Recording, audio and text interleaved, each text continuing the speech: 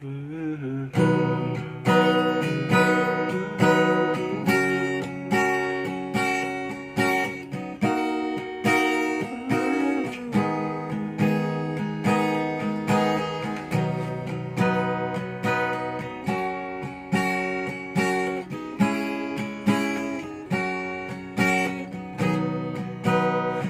ยอำทาง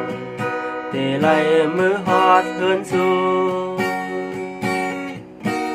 ดังเล่า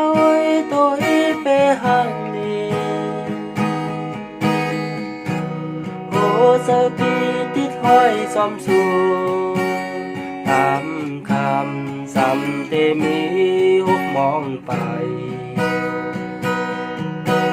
สายตาปี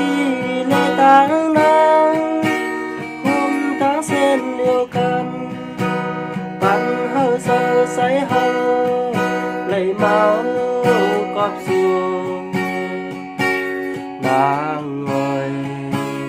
ต้องสู่ต้องอยู่หือ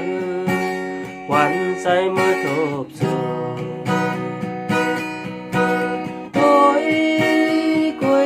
ไหลตั้งคอยนางในเป็นคนมีเงินนามแหวนคำยาเสือใส่คอตุยพอแคมเน็บตาใส่อำทางตีไหลมือโฮมกึกสู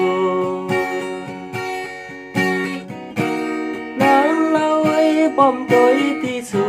ง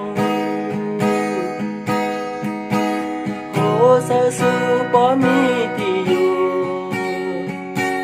โอนตามุนใจใจพอสุดทานคุณพี่ลงเอานำวางเส้นตั้งมาถึงสู่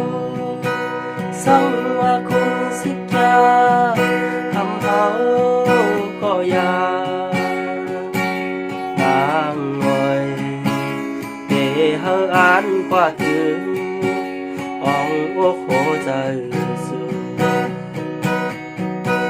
คุณพี่ลงเอานำวางเส้นทางมาถึงสู่สังว่าคุณสิกยาทำ